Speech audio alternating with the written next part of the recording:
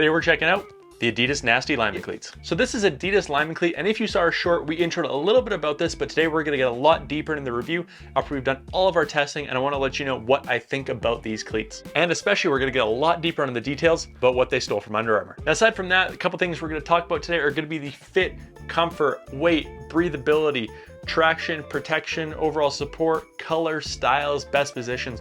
All that's gonna get covered in today's video. Check out the time codes down below. It'll give you the breakdown on each. First thing, fit and comfort. Honestly, I found these things to be really comfortable if you like that high ankle support feel. Unlike some other lineman cleats, they're really easy to get on and do up, and once they're done up, you have a ton of thick padding up around your ankle, so it feels really comfortable. Now, the only place I think they're lacking on this is gonna be the midsole. I found the midsole to be a lot too thin on this, and it felt like my heel was sitting right on top of the traction plate when I was just wearing these things standing there in the grass. Now, the reason I think this midsole bugs me so much is because when you look at some of their more premium cleats, like the inlines, they have Boost built in as their midsole, and it just makes these things so comfortable. I wish these things had it too. Now, as far as sizing go, I am a true 12.5 with all my cleats. They sent me these in a 13. I found I did have a little bit of room, so I think with true to size, you were fine. But overall, these are super comfortable football cleats aside from that midsole. All the thick padding, the way they lace up, the upper, everything about these things is really nice around your foot. All right, next thing we're gonna talk about is weight. Now, this cleat has a ton of material weight in it. Because of all the thick padding, because of the upper, because of adding this on top, there's so many different materials that they have built into this thing that are gonna make it a pretty heavy cleat.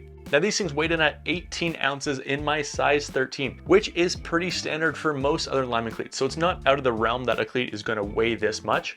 However, I think it's really important to note where the weight is actually sitting on this cleat and how it impacts how it feels on your feet. Now, yeah, the Force Savage and Under Armour Hammer are like 16 and 17 ounces, similar in weight, but that one does weigh a little more. But what's important to note is where the weight sits on this cleat versus that cleat. Now, on this Under Armour Hammer, most of the weight in this cleat is actually in the traction plate on the bottom. So it feels like a very bottom heavy cleat and kind of feels like you have bricks on your feet. Because with the Adidas Nasty, most of the weight is actually around the cuff here with this really thick padding. It actually doesn't feel as bad on your feet because it feels like the weight is more evenly distributed. So yeah, technically these things do weigh more, but on your foot, it actually does feel a little bit lighter in those, in my opinion. But yeah, can't tiptoe around, they're heavy. All right, next, gonna be breathability. Now, first, when we posted these as a short, everyone said that this zipper shield in here is gonna make these things incredibly unbreathable compared to other cleats on the market.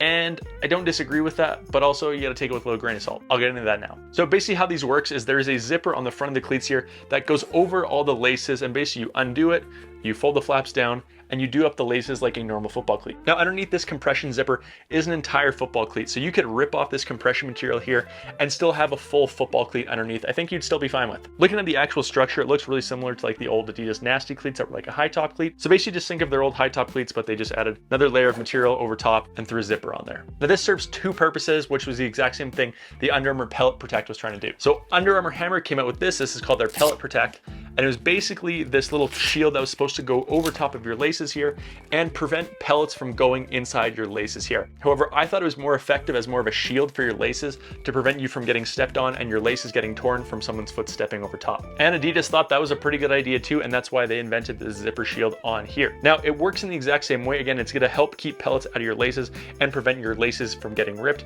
The pellets thing, you're still gonna get pellets in through the top of your shoe here. That's just gonna happen regardless. So I think of this more as a cover to protect your laces and kind of tuck them away safely. Now, personally, when I was wearing these, I didn't feel like this added a bunch of breathability issues to the cleat. At the end of the day, it's a pretty thin compressive material that has like a woven texture to it that'll give it some durability, but I still feel like it's decently breathable. So I don't see this as a big hindrance to the overall breathability of the cleat, especially when you look at something like this, the Nike Force Savage Pro 2s.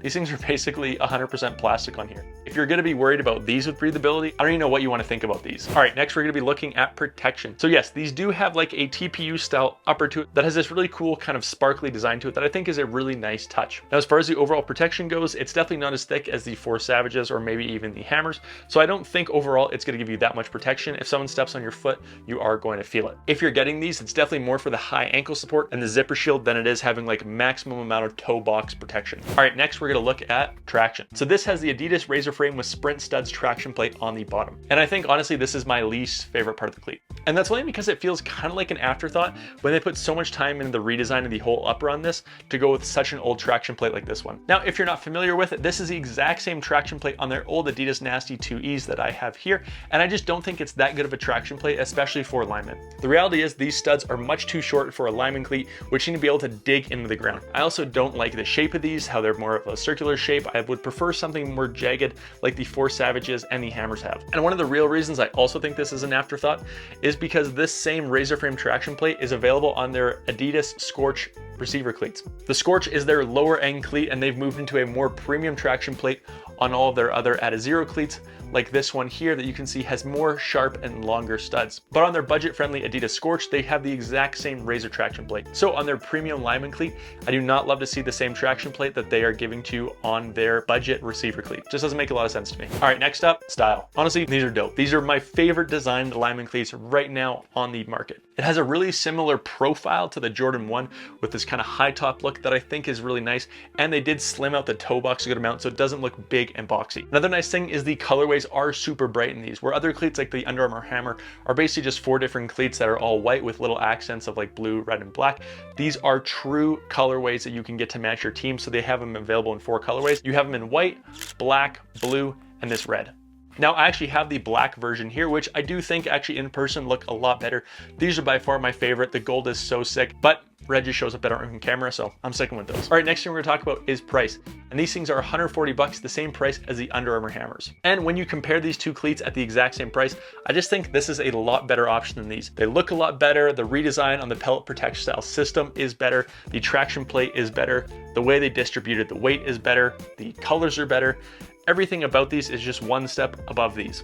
So only being able to compare it to one other cleat at the market right now at the exact same price, these are the best cleats for linemen right now. All right, finally, we're gonna talk about what positions I think this is a good cleat for. So by far, these are gonna be good for any interior lineman. You're talking your guards, centers, D tackles, nose tackles, any of those positions where you want a lot of high ankle support, I think these will be good. Now, we'll give you a little bit of caution that these studs are pretty short, which means if you play in a really long grass field, they're not gonna be great, but these will probably perform better on a turf. Now, if you are a lineman that values more speed, so I'm talking your offensive tackles and your defensive end that are really worried about how fast you can get in and out of your breaks and your cuts and kind of make your way around that corner, I don't know if these will be the best ones for you because they are pretty heavy. But either way, if you think you're going to be moving around, if you think you're a defensive end that's going to be a little bit more in the trenches versus one that's kind of getting out like an outside linebacker, I still think you can get away with these cleats. All right, that's all I got today. See ya.